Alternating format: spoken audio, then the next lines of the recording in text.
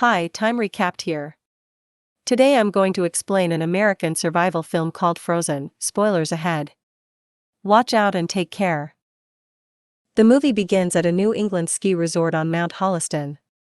Three friends, namely Dan Walker, Joe Lynch, and Dan's girlfriend Parker O'Neill, have come to the mountains for a ski trip. Dan and Joe are childhood best friends who go on a ski trip every year as a tradition. Most of the time, Joe flirts with a female ski lift operator to get cheaper tickets, but this time, a man stands in her place. The guys make Parker flirt with the operator and get them cheap tickets. While she is at it, Joe complains about Dan bringing his girlfriend to a boys-only trip. It is evident he is not very fond of Parker. She doesn't even know how to ski, so Joe thinks it wouldn't be as fun. Dan apologizes, saying that he thought bringing her would be okay because they would get to bond.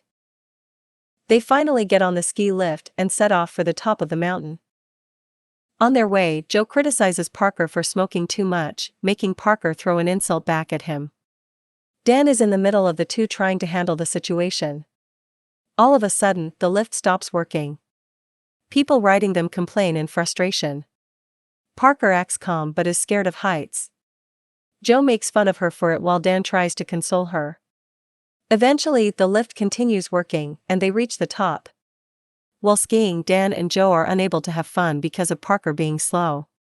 She falls down every few minutes, annoying Joe even more. At night, they are back from the mountain and are staying in a resort. The boys talk over pizza about the failed trip. Joe suggests the two of them catch the last lift to the hilltop and ski like they used to before. Parker overhears their conversation and apologizes for ruining their trip. Dan feels bad for her, so he asks her to join them again. Parker wants to stay in their room, saying she doesn't enjoy skiing anyway, but Dan insists. So, the three of them repack their gears and make their way to the lift. Just as they reach there, the operator turns the lifts off. He is the same man who Parker had flirted with to get the tickets. The group asks him to let them go one last time, but the man laughs at them, saying they didn't pay the full price even the first time. Moreover, the lift is closing because of a storm, so they cannot resume it.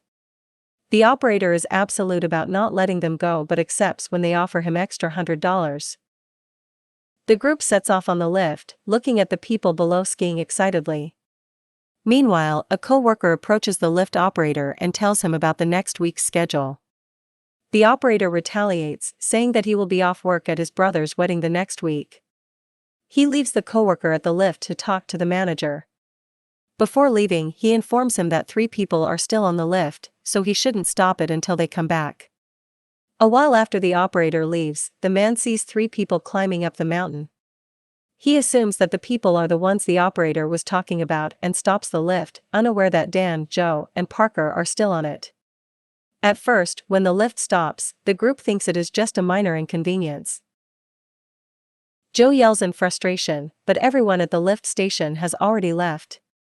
Moreover, the temperature is dropping by the second, making the group shiver in the cold despite being warmly dressed. They talk about worse ways they could die to keep them entertained, unknown to what is coming for them. They stay there for a few minutes but start to panic when the lights go out. Now they know that the lift didn't stop because of a malfunction, but someone has stopped it deliberately. They start to yell, hoping someone will hear them. Parker freaks out, saying that no one knows that they're here, but Dan believes that the lift stopped because of some power outage, and they will be rescued soon. The couple begins to argue in a moment of panic. Parker suddenly remembers that it is Sunday, and the ski resort won't open until next Friday. So, if no one comes looking for them, they will be stuck for almost a week. The friends tell one another that they will be okay, but panic is visible in their faces. Sometime later, Joe has to pee, but with no other way, he puts the metal bar up and pees off the lift. Parker groans in disgust while Dan stays quiet. Then suddenly, it starts to snow. The storm that the operator warned them about hits, adding to the group's trouble. Sometime later, a snowplow drives towards them, making the group wave and yell to get the driver's attention. The driver finally stops the vehicle right below the group. They are relieved to be rescued finally. But it turns out that man hasn't heard or seen them, and he stopped simply because of the snowstorm. He calls his superior, who tells him to come back quickly. So, the man turns his vehicle around while the group screams at him to stop. Unfortunately, he cannot hear them because of the storm. They throw their skiing gears at the man, but he doesn't notice them and eventually leaves. Sometime later, Parker takes her gloves off to smoke, but it accidentally falls off the lift. Now, the only way out for the group is for one of them to jump. Dan volunteers to do it and believes he will be fine since the ground is covered in snow. Joe tries to stop him, saying that they should wait till the morning, but Dan is adamant.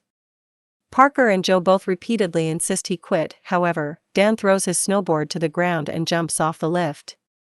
Immediately after he hits the ground, both of his legs are broken.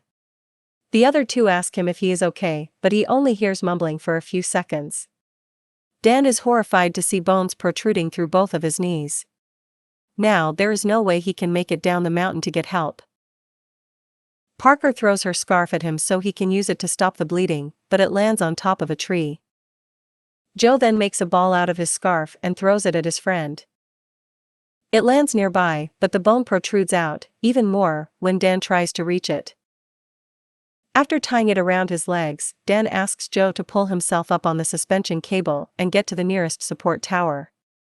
The towers all have ladders in them, using which Joe can go downstairs. Joe hesitates, claiming that he can hardly do a pull-up, but agrees to do it for his best friend. Just then, they hear growling nearby. A pack of wolves have smelled the scent of Dan's blood and are approaching his way. Dan freaks out and yells for help, inviting the wolves even more. Joe gets on top of the lift but slips back into it because of the icicles. Just then, a wolf appears right in front of Dan and growls at him. Dan stays frozen, scared to do anything. Parker throws her snowboard at the animal and makes it go away. However, soon he is surrounded by a whole pack of them. Dan realizes there is no way he can survive now. He asks Joe not to let Parker look down while the animals surround him.